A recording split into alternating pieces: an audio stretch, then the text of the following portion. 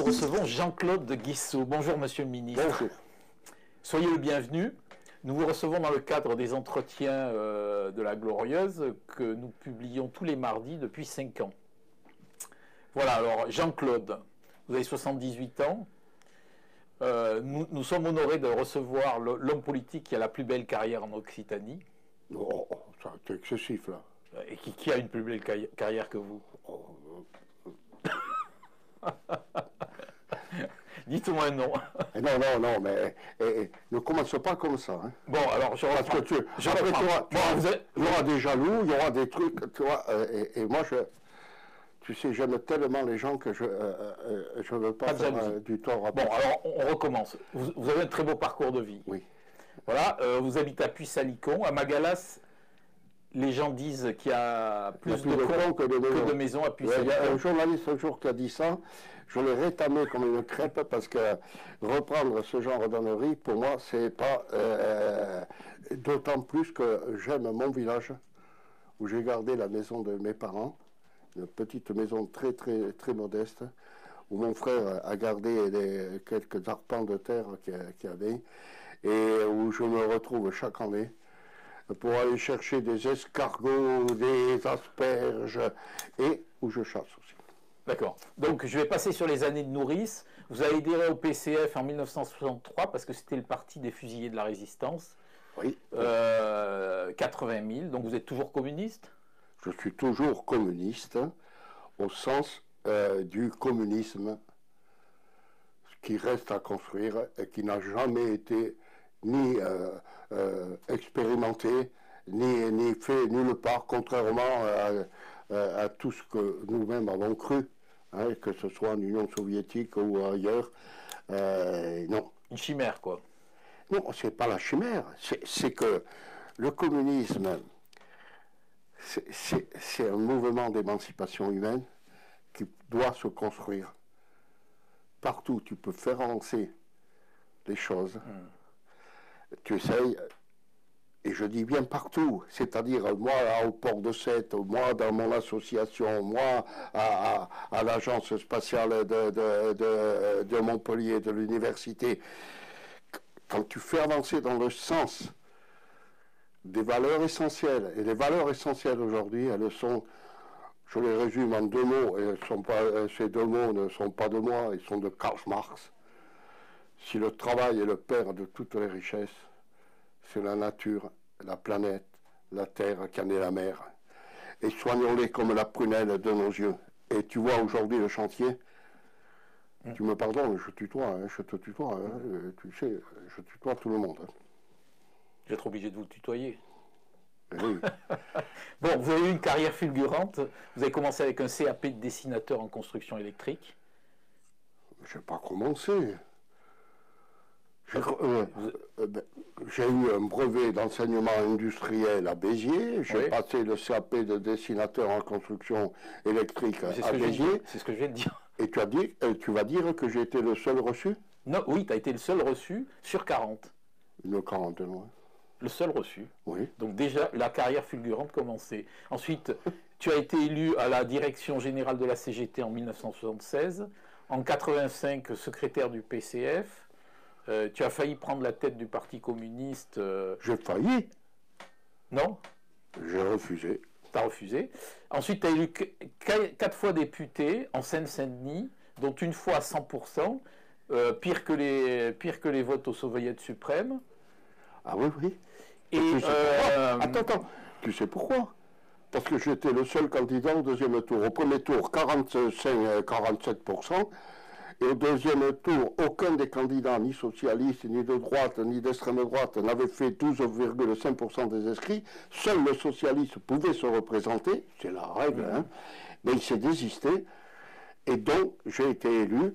Mais après avoir mené une bataille contre la droite pour dire que s'ils avaient s'ils avaient la volonté de se battre contre Guessot, le communiste, eh bien ils se mobiliseraient pour voter blanc. Je les ai tellement mobilisés qu'il y a 5000 voix qui sont venues voter blanc, mais ça m'a permis de mobiliser les miens, 20 000 voix pour mon élection à Drancy, Bobigny-Drancy, et c'est là. D'accord. Donc, 4 fois député, donc ensuite ministre du Logement, des Transports, de l'Équipement, du Tourisme et ministre de la Météo. Donc, pas énarque. Attends. La météo, je le disais que quand il faisait beau, parce que tu verras, quand tu seras ministre, tu te fais engueuler sans arrêt. Donc pas énarque, mais ministre. Et de la sécurité routière aussi. Et de la sécurité routière. Alors, on vous doit un truc quand même dont on ne vous remercie pas, c'est les lunettes sur les bords de leur route, les radars, les voitures banalisées. Vous êtes l'appelé des conducteurs. Mais à votre crédit, vous êtes passé de 8000 divisé par 2 à 4000 morts sur la route, et aujourd'hui on est à 2000. On vous doit aussi le pont de Millau. Le viaduc de Millau, le plus haut viaduc autoroutier du monde, et ben, on ne me doit pas que ça, mais ça, je t'en dirai tant. Hein. Voilà, donc... quand tu es 5 ans ministre, et que tu as les moyens, et que tu es dans un gouvernement, et je dois dire la vérité là-dessus, hein, qui te permet d'avoir les moyens. Tu vois, vous voyez des voies passer là, à Montpellier ou ailleurs, des locomotives fret.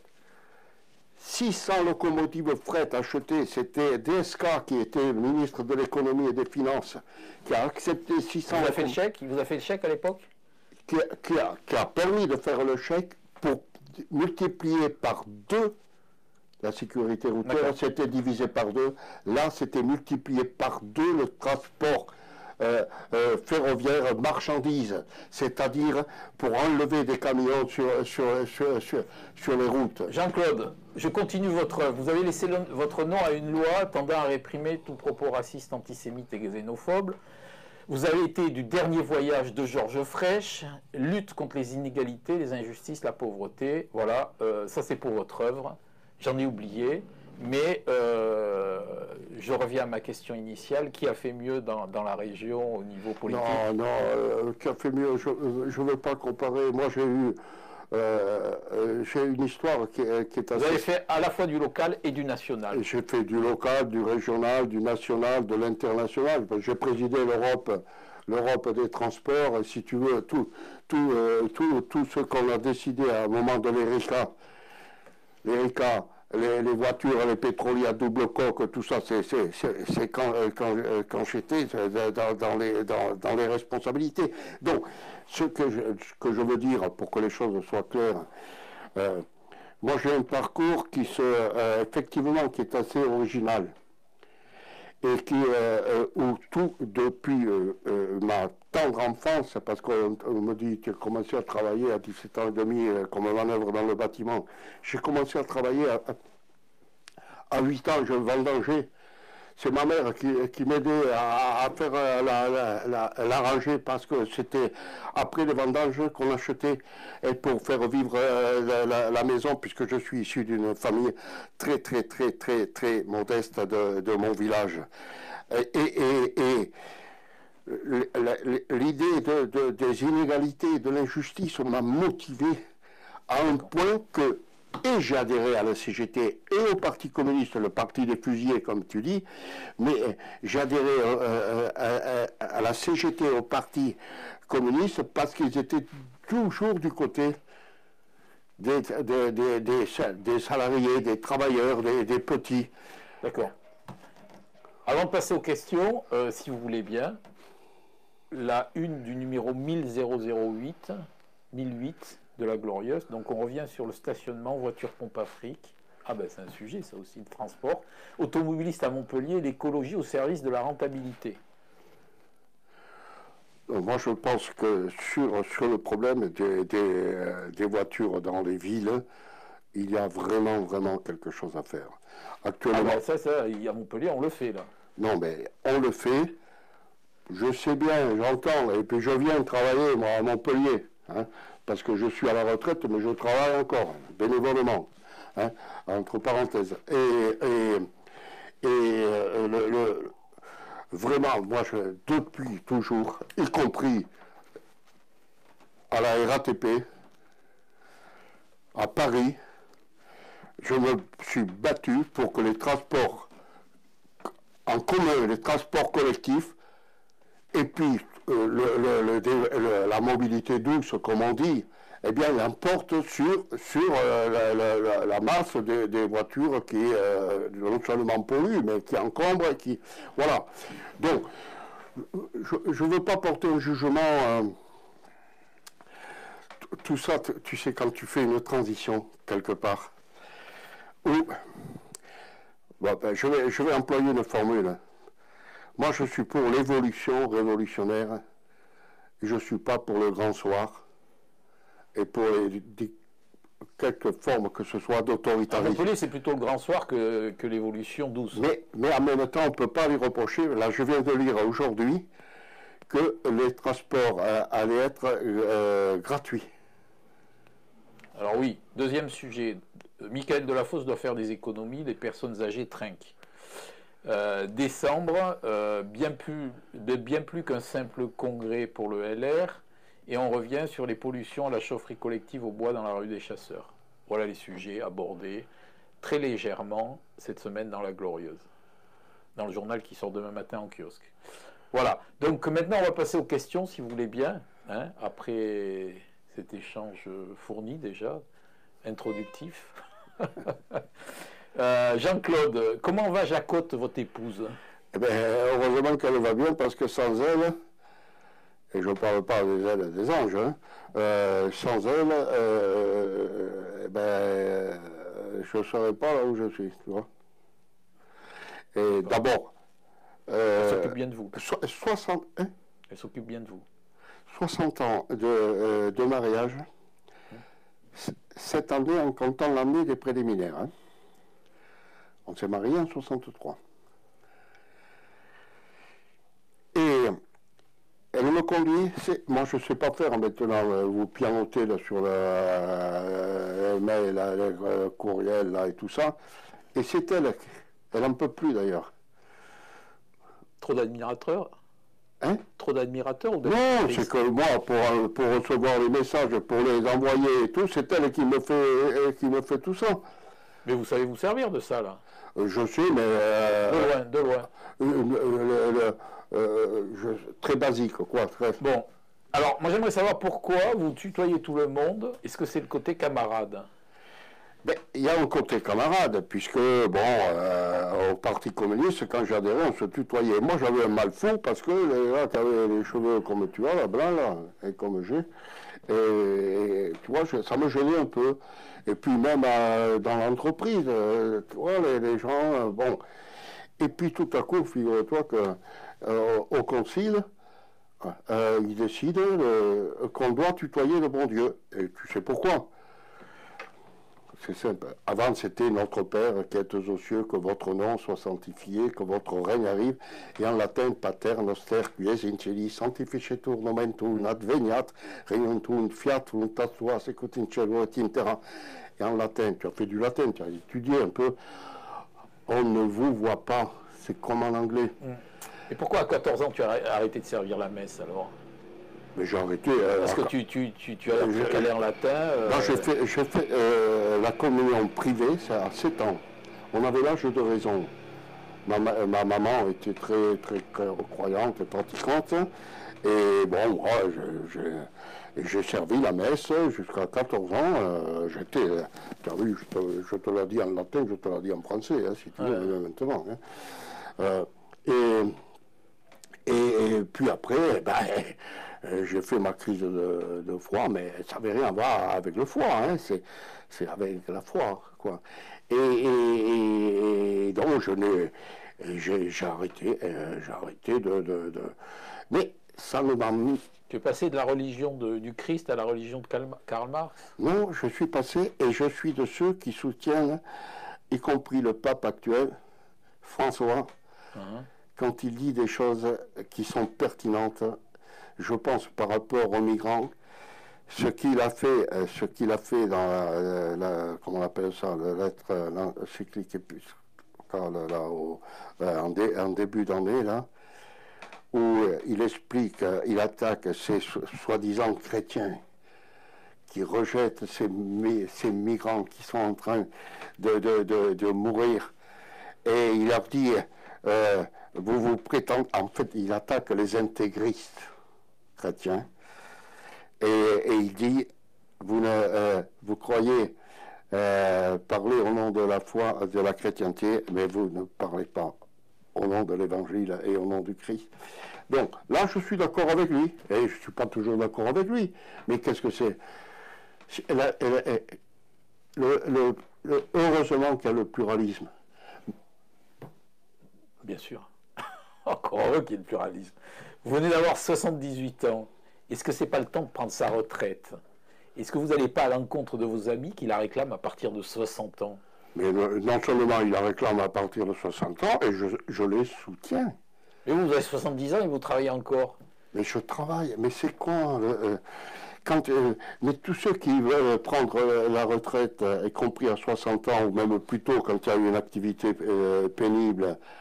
Si moi j'ai eu la retraite, j'ai eu droit à ma retraite de cheminot, j'étais au gouvernement. En 2001, j'avais fait mes 37 ans et demi de carrière de cotisation à la caisse de prévoyance. Donc, mais c'était pas pour arrêter une vie active. Tout de suite, je me suis engagé pour faire les choses que j'avais envie de faire et la possibilité de faire autre que le travail de cheminot. Et j'ai créé une association qui s'appelle l'EDEC. Cette association, y compris à Montpellier, vous n'en avez jamais parlé, la Glorieuse. J'ai fait venir, comment il s'appelle, le gars, l'urgentiste, Pelouse. Hein? Bon, on a fait un débat sur le problème des hôpitaux. J'ai fait venir Jacques Attali, y compris à Montpellier. Mais ça, la Glorieuse, vous en occupez pas de ces choses-là. C'est trop intellectuel, c'est ça? Alors, attends. J'ai fait venir Emmanuel Todd.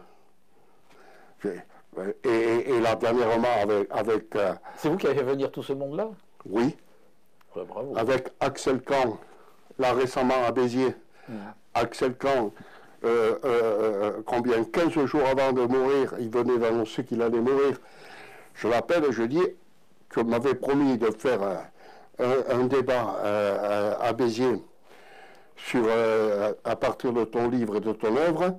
Donc on le tient, tu seras avec nous. Il me dit, mais je peux pas être avec toi. Il me dit, mais je t'assure, Jean-Claude, je vais mourir, c'est sûr. Je te dis que tu seras avec nous. Il est venu. Et non. Il n'est pas venu. Je dis, tu sais pourquoi tu seras avec nous? Parce qu'il n'y a que ce qui est insignifiant qui meurt. Alors dis-moi qui c'est que tu veux qui vienne pour parler de toi, de ton œuvre. Et il m'a dit, François Azoulay, un directeur de chez Stock, et qui est venu, on a fait un débat avec les étudiants et tout ça, mais tu vois. Et Axel Kahn, il était... Alors, et ça c'est avec mon association, mais je ne me suis pas contenté de ça. Comme j'ai été en même temps avec Georges Prêche élu au conseil régional, et je me suis battu sur les infrastructures, et puis dans la deuxième partie du mandat, de 2010 à 2016, sur l'Europe et l'international et la francophonie. Et je te prie de croire que moi, quand j'ai une responsabilité, je m'en occupe. Et je ne me suis pas contenté de ça. Parce que Carole Degas m'a proposé d'être à la fois au musée mémorial de Rivesaltes, avec Karlsfeld, et ensuite m'a proposé d'être président du port de Sète. Et je m'en suis vraiment occupé. Donc vous êtes retraité, cheminot, ministre, et vous travaillez encore? Je travaille, j'ai une vie active, voilà, non rémunérée. Alors maintenant, vous arrivez du centre spatial montpelliérain. Oui, parce que je préside Van Allen. Van Allen, oui. Allen, qui s'occupe de nanosatellites. Est-ce que vous en touchez deux mots? Oh ben, je vais trois mots alors. Parce que vous êtes bavard. Oui, je suis bavard, mais ça, il ne faut pas m'inviter. Écoute, tu sais, je m'occupe des nanosatellites et du Centre spatial universitaire de Montpellier depuis 2010. Et c'est avec Josique Paoli et Georges Frêche que nous avons, disons, développé, pris la partie de faire de Montpellier, de l'université de Montpellier, la première université qui fait des nanosatellites. Et depuis, je m'occupe de ça. Et en 2016, on m'a demandé de remplacer le président à la fondation Van Allen. C'est une fondation qui recueille des fonds pour permettre la formation aux étudiants et permettre de développer. Et la prochaine, pour te dire un peu l'ampleur de l'affaire, le prochain envoi, ce sera le premier vol d'Ariane 6. Premier vol d'Ariane 6, ce sera sûrement en mars ou avril, et 3 nanosatellites qu'on appelle Méditerranée vont être embarqués sur Ariane 6, entre parenthèses, Ariane 6 nous le fait gratuitement, et pour mieux déceler les épisodes Sévenol et Méditerranéens. Et j'ai signé également un protocole, enfin une déclaration commune avec le prince Albert de Monaco pour la biodiversité, la lutte contre la pollution. Marie, donc on est vraiment et y compris sur une démarche, et j'arrête parce que tu sens que je vais être trop long, sur une démarche où on privilégie le Sud, c'est-à-dire la France, l'Europe doivent se tourner vers le Sud, et le Sud c'est la Méditerranée et c'est l'Afrique. Et actuellement, on est vraiment, que ce soit avec le Sénégal, avec Djibouti, avec l'Afrique du Sud, avec le Maroc, on est en train d'aider ces pays qui ne sont pas des pays riches à avoir leur propre centre spatial, et on forme des jeunes qui créent l'agence spatiale de ces pays sur un thème simple: comment développer l'agroécologie, comment développer tout ce qui tourne autour de la lutte contre le dérèglement climatique, contre la pollution et l'environnement. Franchement, je vous assure, c'est exceptionnel. Bon, alors il y a les grands sujets, puis il y a les polémiques. Alors, vous êtes... Mais on n'est pas trop long, là, non, on est au début, là. Donc, il y a les polémiques. Lorsque Georges Frêche avait constaté qu'il y avait trop de noirs dans l'équipe de football nationale, vous aviez démissionné. Votre indignation, elle avait duré quelques semaines.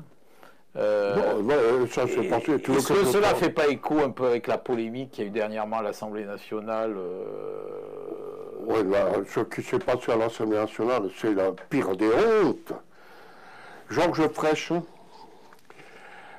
quand il a fait cette déclaration, en plus moi, l'auteur de la loi Guesson, en plus je savais, connaissant Georges Frêche, je savais qu'au fond de lui-même, il n'était pas raciste. Et j'ai toujours défendu cette idée. Mais ses propos avaient un côté qui pouvait être interprété comme raciste. Donc, quand j'entends ça... Démission. Non, mais attends. Je fais une déclaration qui dit... qui condamne un peu ce propos. J'apprends que Georges Frêche, à son bureau de secrétariat, dit, Guesson, il le payera. Et moi, on me dit ça, on me rapporte ça. Immédiatement, je dis, Guesson, il payera rien du tout, t'as ma démission. Affolement général, ils sont tous venus chez moi en été, en voiture dans ma cour à Béziers, là où j'habitais.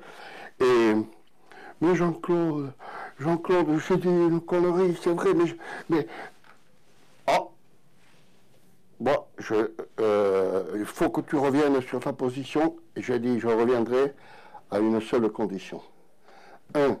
Qu'on crée une association, enfin une commission pour lutter contre toute forme de racisme, etc. Et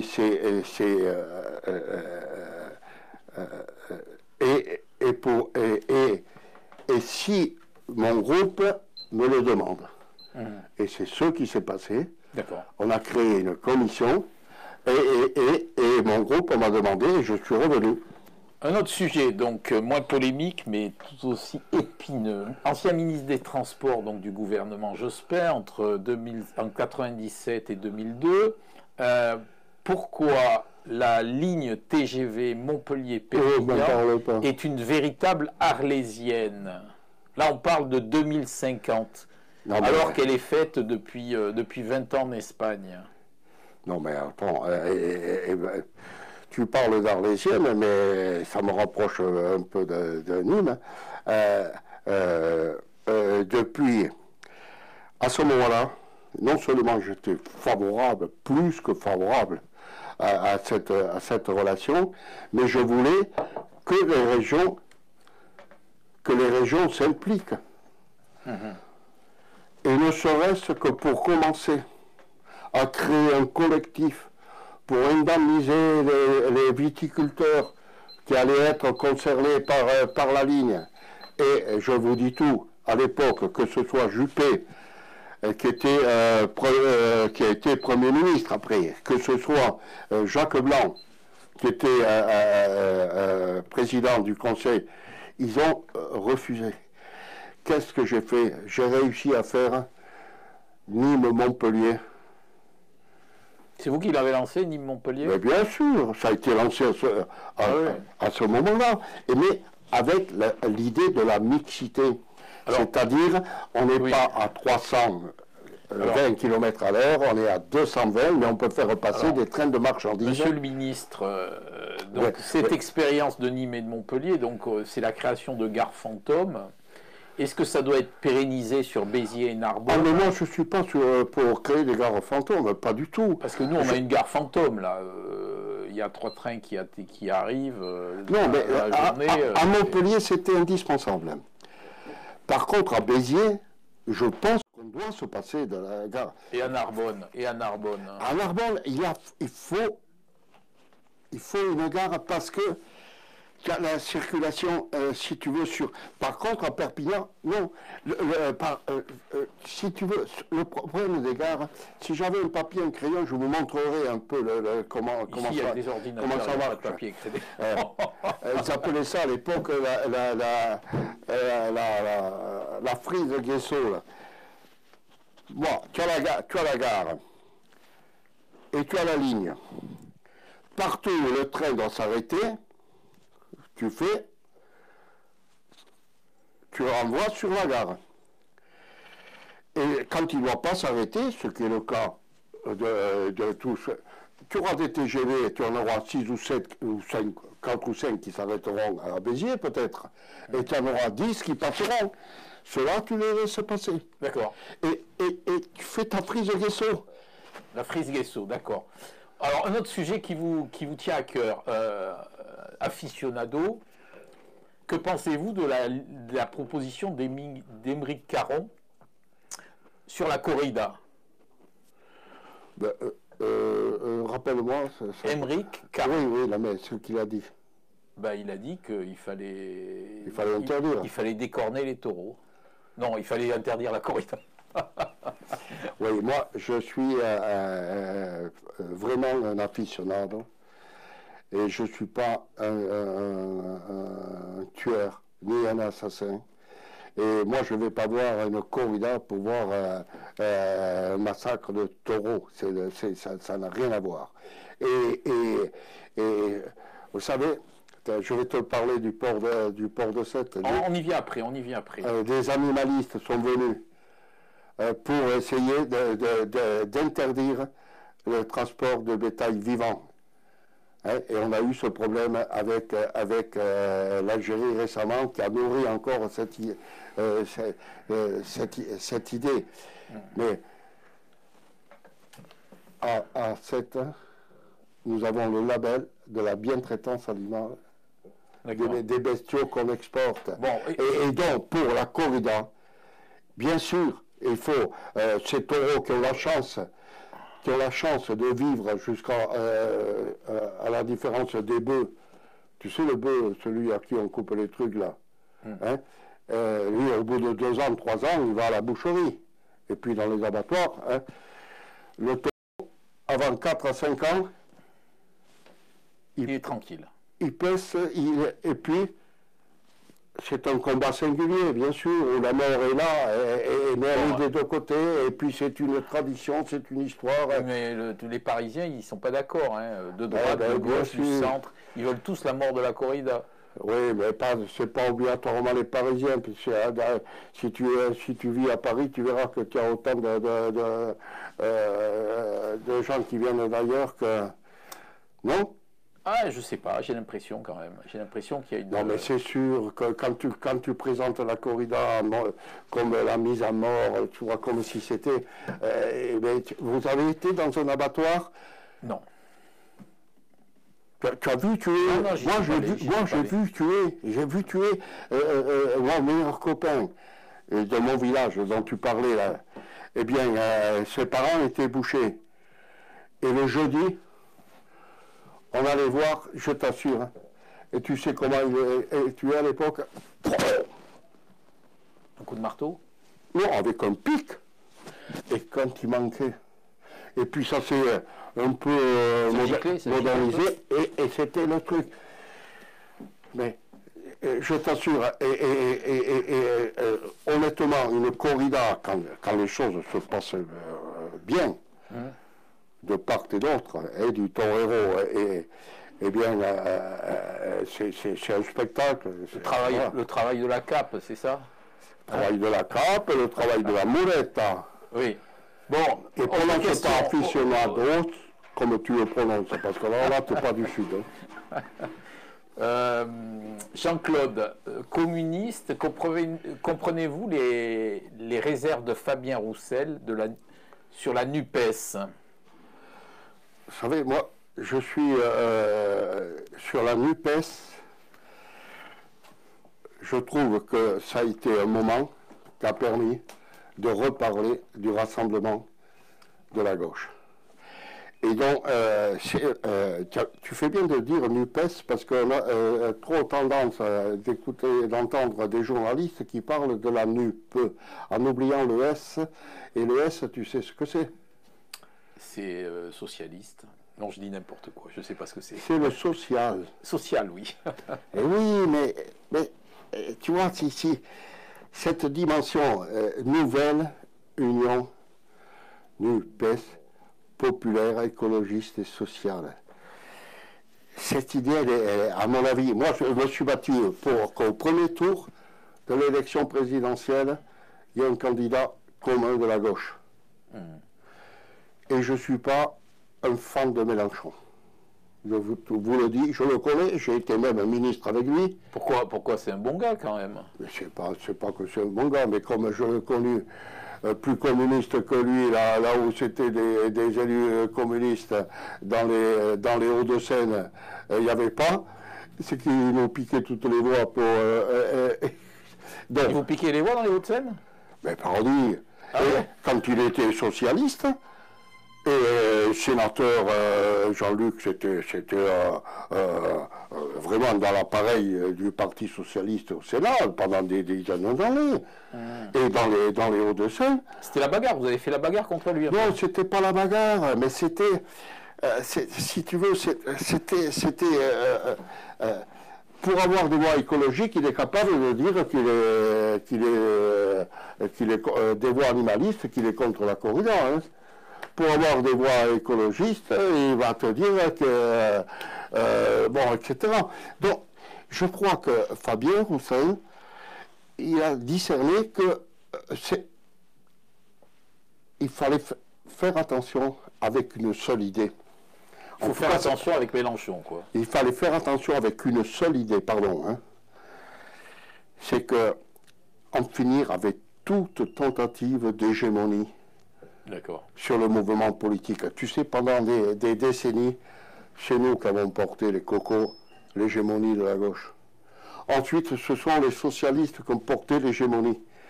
Or, c'est pas en jouant l'hégémonie qu'on peut y arriver. Et la gauche, c'est les socialistes, les communistes, les radicaux de gauche, les écologistes de gauche, etc. Et aucun ne doit prétendre, et malheureusement, l'élection présidentielle, telle que c'est fait avec la Ve République, a tendance à polariser tellement sur cette idée que si tu n'es pas président de la République, si tu es pas candidat à la présidence de la République, eh bien, tu disparais de la vie politique. Comment expliquez-vous aujourd'hui le désespoir des classes populaires par exemple, prenons la mairie de Hénin-Beaumont, qui était communiste depuis la Libération, et qui soit tombé dans l'escarcelle de Steve Briois du Front National. Bah, c'est Hénin-Beaumont, c'est tout le sud. Hein. Et maintenant, ça va au-delà. Hein. Je veux dire, et comment tu expliques que la Suède, hein, on nous présentait comme un modèle? Comment tu expliques? C'est moi qui pose les questions. Oui, mais moi je te réponds. Comment tu expliques? Et tu essayeras d'y répondre. Hein. Et y compris que... C'est un échec, y compris que Trump, il risque de passer... C'est un échec, Jean-Claude? C'est un échec de la gauche? C'est un échec, y compris... Et de la droite aussi réunie, des partis républicains. Oui, mais c'est que face aux enjeux nouveaux, on est trop resté arc-bouté sur notre propre camp, sur notre propre démarche. Ceux qui me racontent que c'est parce qu'on n'a pas présenté de candidat aux dernières élections, aux avant-dernières élections présidentielles, qu'on a reculé, ils oublient une chose, c'est que la fois que le Parti communiste a fait le plus gros score, c'est en 69 avec Jacques Duclos. Et en 65, il n'y avait pas de candidat communiste parce que Waldeck-Rochet n'avait pas voulu. Et notre candidat commun, c'était François Mitterrand. En 77, jamais le Parti communiste n'a gagné autant de villes qu'en 77. En 74, on n'a pas présenté de candidat. Je ne dis pas que ça ne joue pas le fait d'être présent ou pas. Mais le recul du Parti communiste, c'est pas ça. Le recul du Parti communiste en France, en Espagne, ailleurs et dans le monde entier, c'est l'échec de la dictature des partis communistes qui se réclamaient soi-disant du communisme et qui n'en faisaient pas. Voilà. C'est dit. Bon, à la Glorieuse, vous savez, on est très attaché à la liberté d'expression. Oui. La liberté d'opinion, le pluralisme. Est-ce que votre loi, la loi Guessot, n'a pas créé une frontière? Alors je m'explique, entre une vérité officielle et une pensée considérée comme abusive. Moi, alors, j'ai entendu. Voilà, alors je vais un peu plus loin en disant qu'il y a une espèce d'ambiguïté dans la loi qui a été reprise, on peut lire ça sur votre fiche Wikipédia, par exemple Badinter et Zemmour qui ont vraiment pas de connivence, ils sont opposés à votre loi. Oui. C'est-à-dire que la loi Guessot, relative à la Shoah, donc jugée régulièrement par un tribunal, la France était partie prenante, voilà, c'est sous le coup de la loi, et cette loi rejette, par exemple, la reconnaissance officielle du génocide arménien, du génocide vendéen, ce genre de choses, elle catégorise votre loi. Ouais. Qu'est-ce que vous dites là? Ah oui, tu vois, tu me poses une question tellement large. Premièrement, concernant la liberté d'expression, moi je vais demain annoncer sur un réseau que, tu sais ce que tu as fait hier avec ta petite fille? Que tu t'es comporté comme un... Mais j'ai le droit de le dire sur le réseau, ça? J'ai le droit de diffamer? Tu es pour la diffamation. Dans ce que tu m'as dit sur la liberté d'expression, tu es pour la diffamation. Moi, non, je ne suis pas pour la diffamation. Oui, il y a une loi en 1880 qui régit... Eh bien, c'est ce que je voulais te dire. Tu peux dire tout, mais pas n'importe quoi.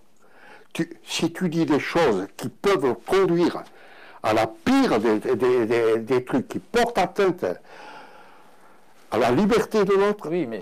Oui, non, mais attends, ça c'est le premier élément de réponse. Or, qu'est-ce que j'ai fait avec la loi Guesso qui porte mon nom, parce que c'est en tant que député que je l'ai proposé quand j'étais député et maire de Drancy. D'où sont partis des dizaines de milliers de déportés, et où il n'en est revenu que quelques centaines et tout ça, y compris des gosses, tu sais, de 9 ans. Moi, je dis ça. Et quand le négationnisme, à l'époque, hein, on appelait ça le révisionnisme, a été reconnu comme de l'antisémitisme par l'ONU, qu'on a fait entrer dans la capacité de condamner en s'appuyant sur Nuremberg et sur le tribunal de Londres, ce qui a fait dire d'ailleurs à Chandernagor qu'ils avaient une crainte, hein, que la loi Guesso ouvre la porte à des lois mémorielles. Or, la loi Guesso n'est pas une loi mémorielle. C'est toute la différence. C'est que le négationnisme étant considéré comme de l'antisémitisme, eh bien, il est passible de condamnation. Et alors, pour tout vous dire, je souhaite que, comme ça se fait en Allemagne, le négationnisme est condamné, comme ça se fait dans plusieurs pays d'Europe, le négationnisme. Je souhaiterais que cette loi, elle soit universalisée et européanisée. Concernant les autres génocides, figure-toi que pourquoi tous les autres génocides méritent d'être condamnés lorsqu'ils sont reconnus comme du racisme ou de l'anti... sauf que si j'avais réouvert la discussion, étant donné qu'il y avait cette opposition, eh bien, je crois que la capacité, la possibilité de condamner le négationnisme aurait été supprimée, c'est-à-dire serait allé dans le sens que tu voulais. Dans le sens des intellectuels là, qui se posent des questions. Tu avais en plus des historiens. Des historiens, il y a des historiens. Il y a Max Gallo, par exemple, qui... Mais mes amis, en plus. Eh bien, oui, oui. Madeleine Ribeiro, que j'ai rencontré. Elisabeth Badinter aussi. Pierre Vidal-Naquet, mais Elisabeth Badinter aussi. J'ai rencontré Badinter, j'ai rencontré tout, vraiment. Dès que j'ai vu je me suis occupé justement de cette... Ils avaient tellement peur que la loi, en quelque sorte, fixe la vérité, l'histoire officielle. Oui. Mais l'histoire officielle, c'est pas moi qui l'ai écrite, l'histoire officielle. C'est pas la loi Guesso, l'histoire véridique. C'est 6 ou 7 ou 8 millions, je sais pas, on peut toujours. Tu sais, Florisson, je suis invité dans beaucoup d'universités. Là, j'étais récemment à Menton, chez les étudiants, tu verrais vous verriez les débats que j'ai sur ces questions. Et c'est formidable. Et ça ne m'amène pas à justifier la politique du gouvernement d'Israël. Voilà. Alors, une autre question là. Quel est votre regard aujourd'hui sur Hanouna qui juge ce qui est moral ou pas? Hanouna, vous voyez, qui c'est Hanouna? Oui. Il juge ce qui est moral ou pas? Je suis mal à l'aise, tu vois, pour dire c'est quoi, de quoi on parle. Tu vois, si tu prends pas des choses réelles, moi je ne suis pas pour qu'on puisse juger comme ça par a priori. Cite-moi un exemple de ce qu'il dit là. Il a fait une sortie là, il y a quelques jours, quelques semaines, sur la jeune fille là, qui avait été tuée à Paris. Et il a fait voilà, il a fait une tribune dans son émission, voilà, en attaquant, en défendant cette jeune fille, je ne sais plus quel était son prénom, qui a été sauvagement tuée à Paris. Et alors, mais il la défend parce que... Ah oui, il la défend, il la défend. Sauvagement tuée, mais s'il la défend parce qu'elle a été sauvagement tuée, il a raison. Non, mais il juge ce qui est moral ou pas. Parce que ça pourrait être immoral qu'elle ait été tuée, mais pas sauvagement. Donc je ne peux pas répondre. Alors. Quelle est la période de votre vie que vous avez préférée? Celle que... depuis mon jour de mariage jusqu'à aujourd'hui. Et il en est où le livre que vous écrivez là?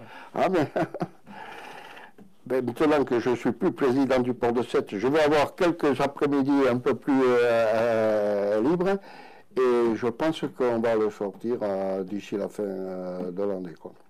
D'accord, ok. Il est déjà... un titre? Mettre l'humanité par-dessus tout. Très bien. Merci, belle journée à vous. Merci.